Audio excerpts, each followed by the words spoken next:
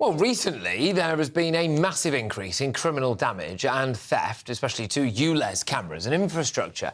The Met has confirmed that it is investigating hundreds of reports of criminal damage. Activists claim to have destroyed, defaced or stolen almost 600 cameras in the past few weeks. Do we think this is ever justified? I mean, it's criminality, it's criminal behaviour.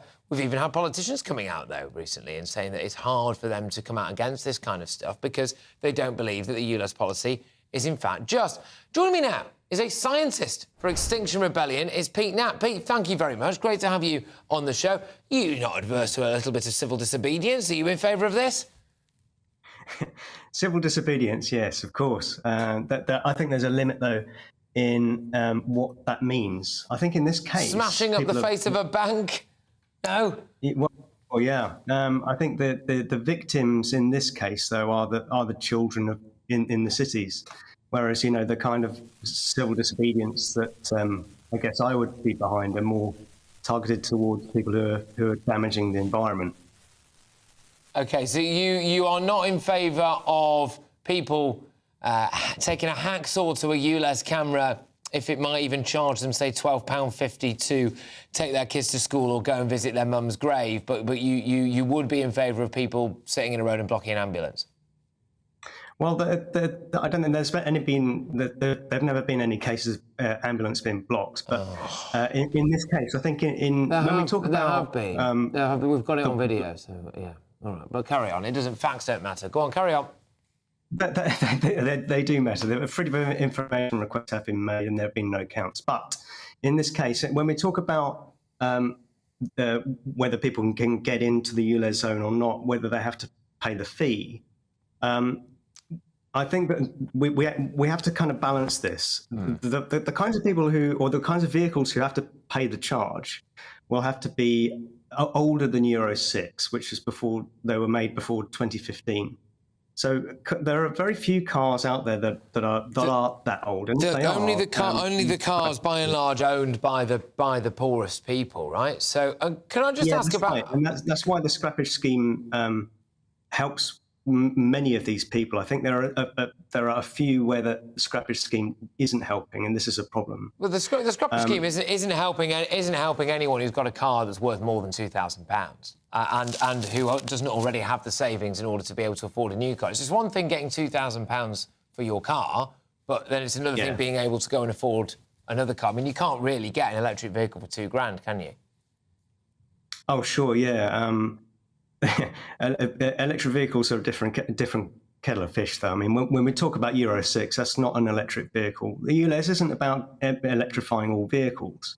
But here's where I agree with a lot of the people who are against ULEZ. I think that it really needed to be a lot more ambitious. I think when ULEZ was expanded, it aimed to reduce the kind of pollution called NOx, which is NO2. It's a kind of gas which exacerbates asthma and it even can create asthma. The idea is to reduce that, but there could have been some other great ways to do that. For example, if all of the buses were electrified, if all the taxis were electrified, that would have made an enormous difference. And it wouldn't. That's the reason I think why people are smashing cameras to pieces, because they are looking at the impact going to be around 3%. Better air quality, something along those lines. And I believe that's from a study that the Mayor of London and his office paid around £800,000 for from Imperial College London, and then had it, quotes, independently peer-reviewed by a bloke who it's turned out was also on the payroll from City Hall. Yeah. And so people look at this and they think this is a complete and utter con. Yeah, I can see that. And I am a champion of clean air. I think that it's a really good thing to be pushing for, but I think there are really good ways to do that. And ULEZ is a small step in the right direction, but it's made mistakes along the way. And as you say, when it's peer reviewed by people who are on these panels, it can make people feel uneasy about it. But you're a scientist. Come on, you're a scientist, right? Do you think this is dodgy science? I don't think it's dodgy science. I think that the savings in NOx in London may be marginal with this ULEZ. But here's the really interesting point. The most polluted parts of London are actually in these areas where ULEZ is going to be expanded. So some parts of Kingston, for example, are over 10 times the WHO guideline for NOx. Nowhere in central London is in that spectrum. We have other areas like Croydon and Brent and Merton, which are all like the worst parts of London's air quality for NOx. But they're all going to be in this area, which is where the ULEZ expansion is going to be. But what about the people in these areas who are thinking, right, well, I don't want to drive my car anymore. Maybe it's too expensive. I'll get the bus instead. Yeah. I think this is another area where the scheme hadn't been expanded enough. I think we could have expanded these bus schemes, the Santander cycle scheme, the cycling infrastructure into these areas where ULEZ has been. No, I'll agree with you. What we've got at the moment appears to me, anyway, to be the absolute worst of both worlds, right? Which is that we've got people being disadvantaged for, I will say, questionable personal benefit, and in a way that has been presented with the science. When you have a look at it in terms of whether or not the study was paid for, whether or not that study was independently reviewed by a bloke who was also paid for by City Hall, that looks bad. Plus, they've had none of the things that you would argue would mitigate the cost of this to people, i.e. better public transport, that public transport being green in itself. So this hasn't happened, which does lead me to wonder whether or not actually people like yourself, who are in favour, obviously, of doing everything that we possibly can for the environment, are being used by the Mayor of London to actually just tax grab people to pay for poor people in London and just use this as an excuse. I mean, do you feel as though your cause is being shamelessly used here?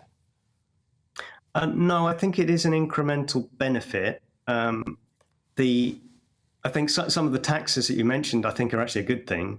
I think if we were to tax SUVs, for example, much more than they are, that would be a really good thing, because the number of SUVs in London is really skyrocketing, and the amount of resources needed to make these things, as well as the amount of space they take up on the roads, is going out of control. Is it worse? Is it worse than having some of the components for an electric vehicle mined out of the ground by a one-armed Congolese orphan? Well, no, I think that we shouldn't be looking to get new electric cars either. I think we should be trying to electrify and expand public transport and improve cycling infrastructure. Interesting stuff. Look, I actually really do enjoy our conversations, to be honest with you, Pete. I genuinely mean that, and I hope to have you back on very, very soon. It's Pete Knapp there. I can mention before we head off is the other area is with gas stoves and gas heating. So this is an area where nitrogen dioxide, which is the main pollutant trying to be addressed with ULEZ, the second biggest contributor in the country, and especially in London, is from gas.